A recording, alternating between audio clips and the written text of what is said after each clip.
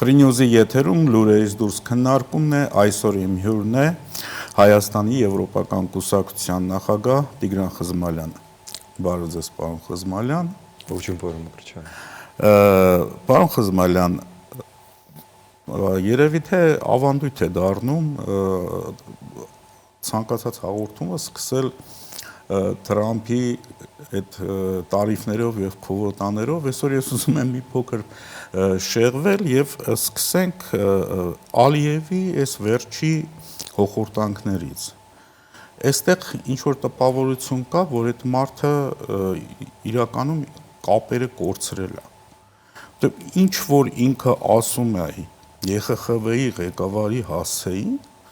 Էդի են պարագայում, երբ որ այդ մարդը ընդհանրապես ասել է, որ Ադրբեջանի ղեկավարը դիկտատոր է։ Ով չգիտի, որ Ադրբեջանի ղեկավարը դիկտատոր է։ Եվ այս մարդը իրեն թույլ է տալիս սև ցուցակ գցել ԵԽԽՎ-ի ղեկավարին եւ եւս 78 անդամներին Եվրախորհրդի խորհրդանական վեհաժողովի։ Մենք ուր կարա հասնի սրանց հակա եվրոպականությունը։ Ես պատասխանից մեջ չեմ կարողանա հետևել ձեր առաջարկին եւ շրջանցել Թրամփին, որովհետեւ Ալիևը իրականում կապերը չի կորցրել։ Նա պարզապես չուներ կապեր Եվրոպայի հետ եւ ահա ինչու նա ստեղծում է իր պատկերացմամբ նոր կապեր հենց Թրամփի հետ, որովհետեւ նա Եվրոմիության սև ցուցակում է, բայց Միացյալ Նահանգների սև ցուցակում չէ։ Եվ նա շատ լավ հասկանում է, որ Թրամփը առաջարկեց խաղի նոր կանոններ, որ Եվրոպան չի ընդունում, բայց որն ընդունում է Ռուսաստանը, որն ընդունում է Թուրքիան, Իսրայելը եւ որն ընդունում է Ադրբեջանը։ Այդպես որ կարծում եմ այստեղ խոսքը չի կարող գնալ Թրամփի, կներեք, Ալիևի անմեղսունակության մասին, ճիշտ հակառակը։ Դա սառը հաշվարկ է, որքանով է այն ճշգրիտ, մենք կտեսնենք, բայց մենք տեսնում ենք, որ այստեղ կա համակարգ, այստեղ կա քաղաքականություն եւ հետեւողականություն։ Ահա ինչու այդ հոխորտանքները միաժամանակ վերաբերվում են եւ Եվրոպային, որին Միացյալ Նահանգները մեր աչքի առաջ պատժամիջոցների են ենթարկում, եւ մյուս կողմից դա վերաբերում է Հայաստանին, որը ձգտում է դեպի Եվրոպա, իսկ Ալիևը նման ոչ միայն նպատակներ, այլ երազանքներ անգամ չունենալով, ու նա չի էլ կարող նման երազանք ունենալ, բայց նա օգտվում է մեր դանդաղկոտությունից, նա օգտվում է Միացյալ Նահանգների երկիմաստ դիրքորոշումից եւ նա շտապում է, այստեղ այդ խոսքը ես ուզում եմ ընդգծել, նա շտապում է շտկել եւ մշակել իր քաղաքական դիրքորոշումը եւ իր երկրի տեղը ստեղծվող նոր աշխարհակարգում։ Իսկ ինչու եմ ես ընդգծում, որ նա շտապում է, որովհետև իմ տեսակետից Հայաստանը անթույլատրելի դանդաղկոտություն է հանդես բերում նույն այդ ժամանակ։ Շատ լավ։ Ինչ որ առումով Ալիևը գնում է Օրբանի քայլերով։ Հա, տեսեք, Օրբանը եվրոպական միասնական փաստաթուղթ է ստեղծվում տարիֆների դեմ, բոլոր երկրները եվրոպական, անգամ Սլովակիան ու Հարավսլավիան կողմ են լինում, բայց Օրբանը դեմ է լինում։ Իսկն Օրբանի դիրքորոշումը միանշանակ պարզ է, որ անհատապես ինքը իր երկրի ճակատագիրը կապում է Թրամփի քմահաճույքների հետ։ Հիմա բնականաբար Ալիևը նույնպես փորձում է նստել այդ նավակը, բայց չէ որ Թրամփը ցանկացած պահի կարող է այդ նավակը շրջի ուրիշ ուղղությամբ։ Դա ճիշտ է։ Վերջի ձեր միտքը դժվար է վիճարկել, Թրամփը կարող է շրջել եւ շրջում է այդ ահռելի մեծ ավիակիրը, որը ընդհանրապես շատ դանդաղ է, այսինքն ինքը արագաշարժ է, բայց կուրսը փոխում է շատ հազվադեպ։ Հիմա այնուամենայնիվ պտտվում է 360, երբեմն 180, երբեմն եւս 180, ինչը տալիս է 360 աստիճան, բայց տեսեք, դուք սկսեցիք Օրբանից, արդյոք Ալիևը հետևում է Օրբանին։ Հասկանանք Օրբանը եւ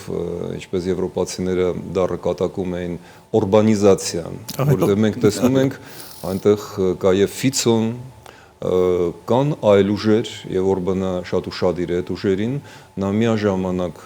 խաղեր է տալիս Ռուսաստանի հետ, թուրքալեզու ֆրանսիական աչերի հետ, այո, բոլոր աչերի հետ։ Այսինքն այն նույն աչերի հետ, որոնց հետ ակնհայտորեն խաղ է տալիս եւ Թրամփը։ Ահա ինչու Օրբանը դեռ Բայդենի օրոք արեց աննախադեպ եւ Թրամփի տեսակետից շատ խիզախ քայլ, նա մեկնեց Միացյալ Նահանգներ, եթե հիշում եք, անցյալ տարի, ընտրություններից առաջ, եւ ցուցադրաբար այցելեց Mar-a-Lago, Ֆլորիդա, Թրամփի ամառանոցը, չգնալով Միացյալ Նահանգների գործող նախագահ Բայդենին այցելելու։ Դա Միացյալ Նահանգների համար իհարկե աննախադեպ եւ մեղմ ասած վիրավորական քայլ էր, բայց Օրբանը հաշվարկել էր եւ ինչպես տեսնում ենք, ճիշտ էր հաշվարկել։ Հիմա Եվրոպայի տեսակետից հիշեցնենք, որ մեզ համար Հունգարիան դա այն պետությունն է, որը ոչ միայն ժամանակին վաճառել է մարդասպան Սաֆարովին, Ալիևին, ընդ որում վաճառել է դա չափազանցություն չէ, որտեղ Ալիևը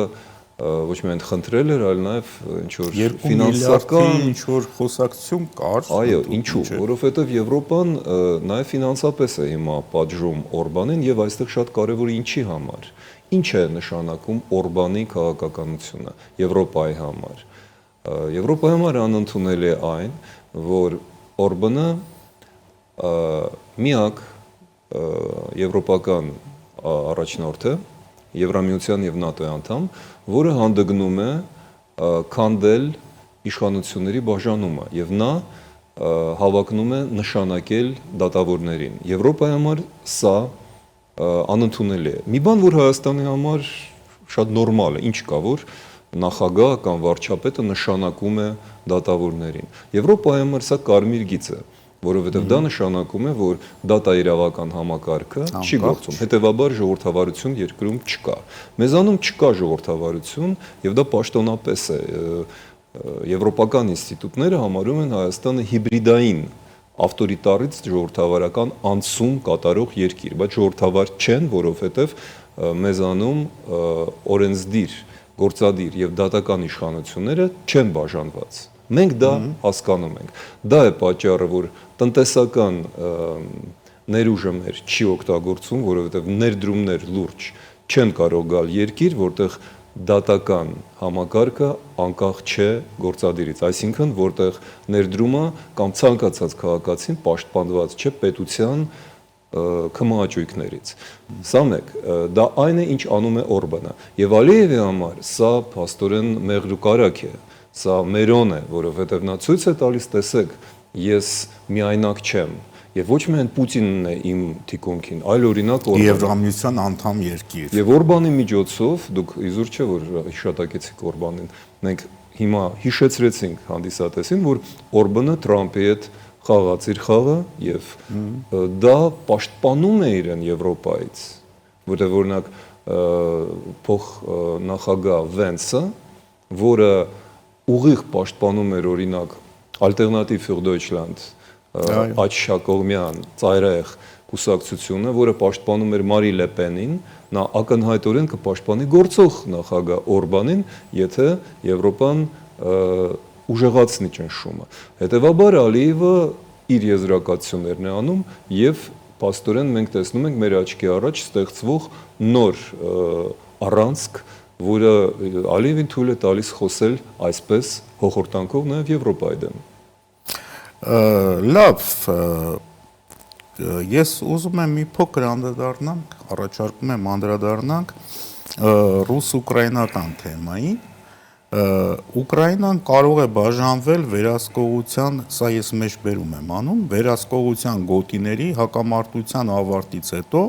ինչպես Բեռլինը երկրորդ համաշխարհայինից հետո, բրիտանական ֆրանսիական զորքերը կարող են տեղակայվել Ուկրաինայի արևմուտքում որպես վերաապահովագրող ուժ։ Սա ասել է Թրամփի հատուկ բանագնաց Քիթ Թեյլորը։ Հա։ Եթե սա փորձենք պրոյեկտել օրինակ հայ-ադրբեջանական հարաբերություններին, հա, Թրամփը իր քաղաքականությամբ տանում է մի գիծ, որը նշանակում է ամեն ինչ գործարք է։ Այո, մենք Ուկրաինայի պարագայում ինքը առաջարկում է շատ դառը, շատ դաժան գործարք։ Մենք պետք է հասկանանք ում հետ է գործարք կնքում Թրամփը եւ ինչ նպատակով։ Եվ պետք է հասկանանք, որ Եվրոպայի համար այդ գործարքը անընդունելի է եւ ինչու։ Ես տարիներ շարունակ, առնվազն 2 արդեն 3-րդ տարին է ուկրաինական ռուս-ուկրաինական պատերազմի առաջին օրերից պնդում էի, որ Հայաստանը պարտավոր է իր գերագույն շահերից ելնելով ոչ միայն կանգնել Ուկրաինայի կողքին, բարոյապես, այլ միջոցներով, վերջ-վերջո պետությունը ինքը գիտի ինչպես կարելի է աջակցությունը հայտնել, բայց մեզ համար անչափ կարևոր էր մի բան, որը մինչև հիմա մեր իշխանությունները չեն արել, չեն հանդգնել անել։ Մենք պետք է Եվրոպայի աշխարհի համար ցույց տանք մեր նմանությունը Ուկրաինային մեր տարածաշրջանի կոնֆլիկտում, որովհետև մենք չենք համարձակվում, ոչ թե մենք, այլ իշխանությունները, ասել, որ Ադրբեջանի թիկունքում կանգնած է Ռուսաստանը եւ Հայաստանի դեմ եւ 20 թվականի եւ 2016 թվականի, որի հերթական տարելիցը քառորյա պատերազմի վերջերս անցավ, եւ 23 թվականի Արցախի ցեղասպանական հայաթափումը ունեցել են ոչ միայն ադրբեջանական դեմք, այլ նաեւ դրա ետևում կանգնած Ռուսաստանի հրեշավոր պատկերը։ Ինչու էր դա կարևոր իմ համոզմամբ, որովհետև Եվրոպան, Եվրամիությունը, իսկ ասելով Եվրամիությունը պետք է հասկանանք, որ սա մի համակարգ է, որը առաջիկա տարիներին պատրաստվում է շուրջ տրիլիոն դոլար, 800 միլիարդ եվրո ծախսել ռազմական պատրաստությունների վրա եւ ահա ինչու ես դեռևս անցյալ ամռանը խորհրդարանի լսումների ժամանակ առարկում է, երբ մեզ ասում էին ինչ Եվրամիություն դա առևտրային ակումբ է ու ես ասում եմ ոչ, դա ռազմաքաղաքական դաշինք է։ Դա այն ժամանակ էլ էր այդպես, բայց հիմա դա արդեն պաշտոնապես է։ Եվ ահա տեսեք ինչ է կատարվում։ Եվրոպայի համար Ամերիկայի շահերը անընդունելի են, որտեղ Միացյալ Նահանգները չեն ցանկանում Ռուսաստանի արագ ռազմաքաղաքական պարտությունը մեկ պարզ պատճառով։ Գլխավոր ախոյանը, գլխավոր թշնամին եւ հակառակորդը Միացյալ Նահանգների Չինաստանն է, այլ ոչ թե Ռուսաստանը։ Եվ Ռուսաստանի արագ պարտությունը Ամերիկայում նշանակում է Չինաստանի կտրուկ ուժեղացումը։ Ըստ որում այստեղ մեծ ինչ որ գյուտ չկա, որովհետեւ ուղիղ 40 տարի առաջ, 50 տարի առաջ կներեք, 70-ականների սկզբին մոտավորապես նույնը Միացյալ Նահանգների այն ժամանակվա նախագահ Նիքսոնը եւ նրա պետքարտուղար Հենրի Քիսինջերը արեցին սովետական միության հանդեպ։ Իրենք հանկարծ բոլորի համար անսպասելի սկսեցին մերձենալ Չինաստանի հետ, Մաո Ձեդունի հետ, իդեմ սովետական միության, եւ դա աշխատեց։ Հետո եկավ Դեն Սյաոպինը, հետո եկավ ամերիկյան օգնությամբ Չինաստանի կտրուկ տնտեսական հզորացումը եւ հիմա ամերիկացիները գլուխն են բռնել, բայց փորձում են հիմա Չինաստանի դեմ օգտագործել նույն զենքը պարզապես հակառակ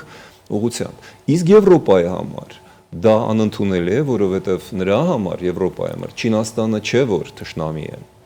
Եվ պատահական չէ, որ Ուրսուլա ֆոն դեր Լայնը նաև Չինաստանի հետ է հիմա բանակցել տնտեսական համագործակցության։ Անկամ Չինաստանն է փորձում հիմա ակտիվացնել եւ մեր հետ իր հարաբերությունները։ Չինաստանը հիմա գործելու է շատ սթափ, շատ կանխատեսելի, ճիշտ հակառակն անելով նրա, ինչ անում է Թրամփը։ Եթե Թրամփը անկանխատեսելի է, վտանգավոր է եւ քաղաքականապես վտանգավոր, ապա Չինաստանը ցույց է տալու, որ նա կանխատեսելի է, որ նա շատ հավատարիմ է իր պայմանագրերին, քաղաքակիրթը եւ այլն, որպեսզի հանգստացնի մնացած աշխարհը եւ դառնա կենտրոնը, փոխարինելով Միացյալ Նահանգները։ Եվ վերջացնելով ասեմ, ինչու՞մն է խնդիրը։ Եվրոպայի համար գլխավոր վտանգը մնում է Ռուսաստանը, ոչ Միացյալ Նահանգների համար, այլ Եվրոպայի համար։ Ահա ինչու Եվրոպան երբեք չի ընդունի եւ հենց այս օրերին մենք տեսնում ենք, որ իրենք նոր օգնության պաթեթ են պատրաստում եւ կտրուկ քննադատում են Միացյալ Նահանգների առաջարկը կիսել Ուկրաինան։ Նրանց համար դա անընդունելի է, որտեղ Եվրոպան ընկալում է Ուկրաինային որպես իր մասը, իր գլխավոր բանակը, ուկրաինական բանակը հիմա դա Եվրոպայի, Եվրոնատոյի պայմանական, որը դեռ չի ստեղծվել, բայց արդեն քննարկվում է։ Առաջնամարտիկն է։ Այսինքն ներողություն ընդհատեմ, Եվրոպան ինչ որ առումով շտկում է Բյուզանդիայի սխալը։ Երբ որ Բյուզանդիան այսպես սկուտերի վրա Հայաստանը մատուցեց հարավից եկող հորդաներին, հիմա Եվրոպան փորձում է ընդհակառակը։ Այդ սկուտերը ուղղակի շատ լավ հիշեցում է, ու թույլ տվեք ես էլ մի բան հիշեցնեմ։ Ես ուզում եի ավարտելով միտքս ասել, որ ահա որտեղ էր Հայաստանի տեղը, ահա որ դեպքում եվրոպական զորքերը ինչպես արդեն իրականում ներկա են Ուկրաինայում, գաղտնիք չէ, որ այնտեղ մինչև 100,000 այս կամ այլ տեսքով կան կամավորներ, ֆրանսիական լեգիոնի անդամներ կան, որոնք կամավորի անվան լեհեր կան, լիտվացիներ կան եւ այլն։ Եվ այդ ամենը կարող էր եւ պետք է որ լինի Հայաստանում, բայց քանի որ դուք շատ նուրբ նկատողություն արեցիք այդ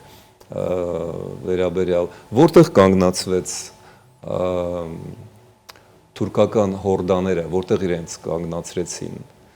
Վիեննայում, Ավստրիայում, եւ այստեղ տեսեք, հիշում եք, որ Նիկոլ Փաշինյանը 20 թվականին հանկարծ հիշեց, իրեն երևի տվեցին այդ պատմական տեղեկանքը եւ նա ասում էր, որ եթե Եվրոպան, որը Վիենայի տակ կանգնացրել էր թուրքերին, դա չաներ, թուրքերը կլինեին Եվրոպայում։ Եվ մեր դեպքում դա չի արվում, ասեց Նիկոլ Փաշինյանը, բայց ինչ արեց Հայաստանը եւ Նիկոլ Փաշինյանը, որպեսզի մենք դառնանք այդ Վիենայի պայմանագրի մասը, չէ որ իմիջիալոց դա Եվգենի Սավոյացին էր, որը իմիջիալոց հայոց թագաժառանգի է Կիլիկյան թագավորության եւ մենք այդ թագավորության թագաժառանգներին մինչեւ հիմա հիշում ենք եւ առնչվում ենք նրանց հետ, այսինքն տեսնում եք պատմությունը ոնց է շրջվում, Հայաստանը, որը հիշում է Վիենայի մասին եւ Եվրոպային է հիշեցնում, որ թուրքերին կանգնացրեցին Վիենայի պատերի տակ, հիմա որտեղ պետք է լինի, հենց Վիենայի պատերի տակ, այսինքն Պարսպիային կողմում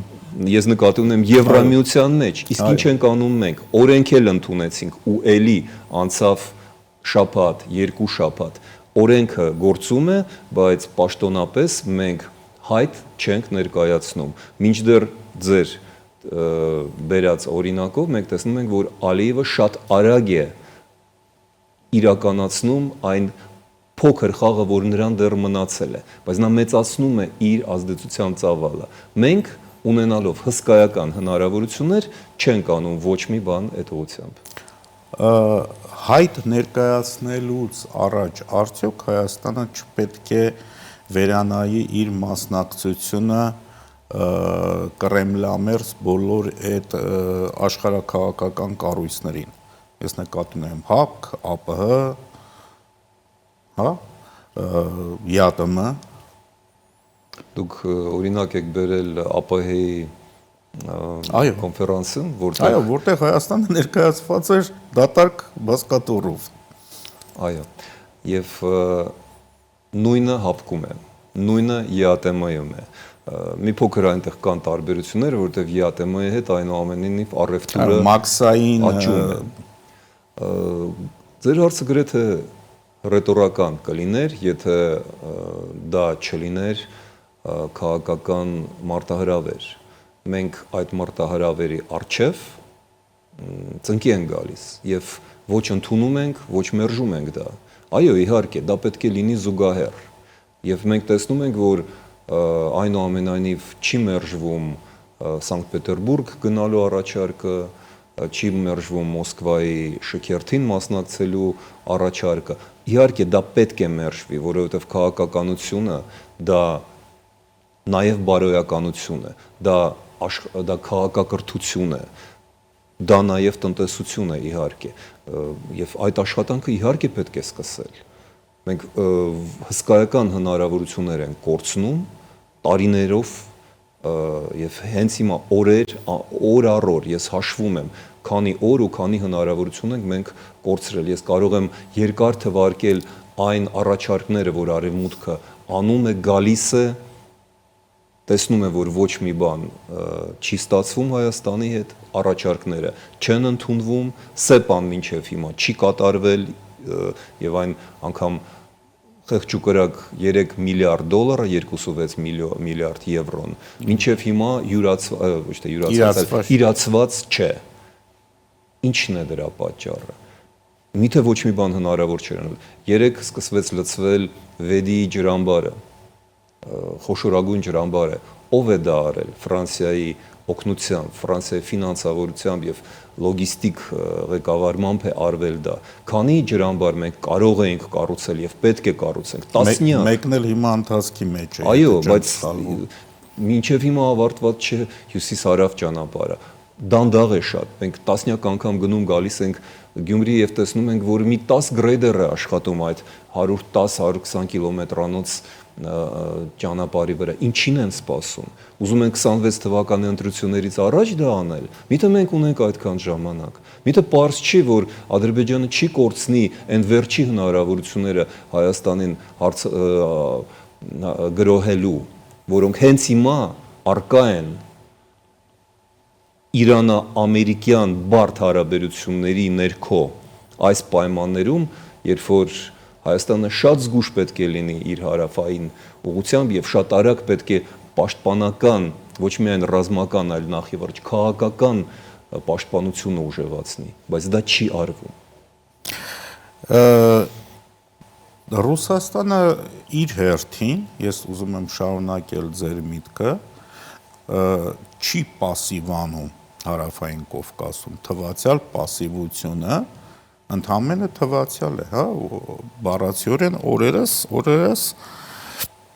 ես ուզում եմ մեջ բերել այդ մի կինկա մեր ազգակից արունակից Չեյասի, այդ Սիմոնյան ազգանունով, որը հայտարարեց, եթե Աստված մի արասցե Ռուսաստանի եւ Հայաստանի միջև հաստատվեն ոչ բարեկամական հարաբերություններ, Ռուսաստանը իհարկե շատ կտխրի,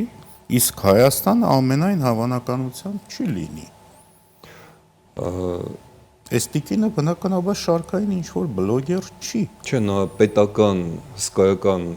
լրատվական միջոցի տնօրենն է ունեցող, այո։ Եվ նա ոչ միայն ազդեցություն, նա արտահայտում է մի կարծիք, որը անհիմն չէ։ Պարզապես նախադասությունը թերի է, ամբողջությամբ միտքը արտահայտված չէ, ոչ թե եթե, այդ եթեն արդեն անցել է։ Ասենք այսպես, երբ Հայաստանի եւ Ռուսաստանի հարաբերությունները լինեն անտանելի երկու կողմերի համար, երբ որ Հայաստանի ճակատագիրը վտանգված է, եթե այստեղ է պետք ստորակետից հետո, եթե Հայաստանը չունենա ռազմաքաղաքական դաշնակիցներ, ունի արդյոք Հայաստանը, այս տարածաշրջանում չկա, եւ երբ որ ես լսում եմ Հայաստանի որոշ քաղաքական գործիչների եւ քաղաքագետների կարծիքը, որ մենք պետք է ընդունենք, որ մենք տարածաշրջանային երկիր ենք, որ մեր սահմանադրությունը պետք է ունենա տարածաշրջանային հասցեատեր եւ այլն եւ այլն։ Մենք շրջապատված ենք թշնամիներով, տասնյակ, հարյուրավոր, միլիոնավոր թշնամիներով։ Այն միակ ելքը Հայաստանի համար, գոյությունը պաշտպանելու, պահպանելու, դա վերադառնալն է Եվրամիությանը, որի անդամ մենք մի անգամ եղել ենք 2000 տարի առաջ։ Տիգրան Մեծի օրոք Հայաստանը հռոմեական կայսրության դաշնակիցներ մաս էր կազմում, այն ժամանակ, երբ որ Ֆրանսիան դեռ պետություն չեղավ, Հռոմեական կայսրությունը Միացյալ Եվրոպաներ է։ Այո, մենք նույն համակարգի մեջ ենք, տնտեսական, քաղաքական, քաղաքակրթական, ինչ այն երկրները, որ հիմա աշխարհի հզորներն մեր ժամանակ իրենք չկային։ Հիմա մենք հրաժարվում ենք դրանից կամ դանդաղում ենք դրանում։ Մենք շատ վտանգավոր բաներ ենք անում։ Սա ես վերջերս մի արդեն չգիտեմ, կես լուրջ, կես կատակ դառնությամբ ցույց տվեցի, կանգնեցի մի ոտքի վրա ու ասեցի, տեսեք, ինչ դժվար է մարդու համար կանգնել մի ոտքի վրա։ Հիմա պատկերացնում եք, մեր ազգը, մեր երկիրը, պետությունը կանգնած է մի ոտքի վրա։ Հանել ենք ոտքը ԱՊՀ-ից, հապկից, բայց չենք դնում այդ ոտքը օդի մեջ։ Ինչքան կարող ենք մենք մնալ այսպես։ Եվ ժողովուրդը չի դիմանում դրան։ Ժողովուրդը չի վստահում։ Ահա ինչու են այս ընտրությունների տարօրինակ թվացող արդյունքները, որովհետև անվստահություն կա, վախ կա եւ խոճապի մատնված ժողովուրդը ընդունում է ոչ adekvat, անմեղսունակ որոշումներ։ Այդ ամենը կապված է։ Մենք եթե համեմատենք հեղափոխական դասականի են խոսքերի հետ մեկ քայլ առաջ, երկու քայլ հետ, մենք թերևս պետք է նվազագույնը անենք երկու քայլ առաջ մեկ քայլ հետ, եթե ոչ ընդհանրապես հրաժարվենք հետ քայլից։ Երբ որ կանգնած ես անդունդի եզրին եւ շրջվում ես այդ անդունդին մեջքով, որպեսզի հետ գնաս դեպի փրկություն, պինդ հողի վրա, հետ քայլը նշանակում է ընկնել դավիժել։ Այսինքն մեկ քայլ առաջ, երկու քայլ ետ, ինչը մենք հիմա տեսնում Չի աշխատի։ Կաշխատի, բայց սարսափելի արդյունքով։ Իհարկե, ես բացարձակ չեմ ուզում դյուզնիսկ քննադատել Գյումրիի ընտրությունները, քանի որ դրանք ընտրություններ էին։ Մարդիկ գնացին եւ քվե տվեցին այս, այն եւ այն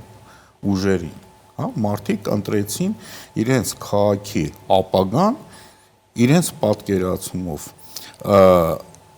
Գյումրիի օրինակը կարելի է տարածել նաեւ Հայաստանի վրա։ Իհարկե կա այնտեղ սպეციფიկ որոշակի տար, հա, չեմ ուզում կրկին անունները հնչեցնել, մականունները հնչեցնել, Փավլիցի մարդիկ իրենք որոշեցին հենց այս քայլը անել։ Վտանգ չկա, որ այդ մտայնությունը կարող է տարածվել նաև Հայաստանի վրա։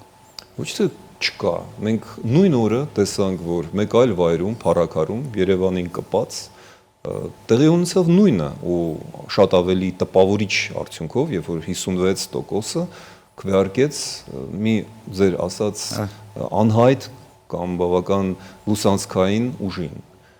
Մենք կարող ենք վստահ լինել, որ նույնը կլինի առաջիկա ընտրություններում, թիմ ընտրություններում, օրինակ Վանաձորում։ Դա